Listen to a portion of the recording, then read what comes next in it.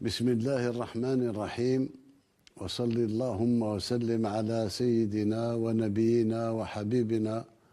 وإمامنا سيدنا محمد، ألف صلاة وألف سلام عليه.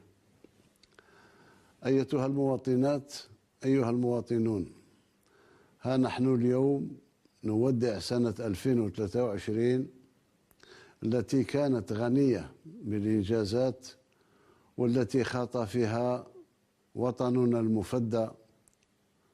بفضل شعبها الأبي خطوات ممتازة في طريق النمو والتقدم في مختلف القطاعات. ولمواصلة هذا النمو أدعو كل الجزائريات والجزائريين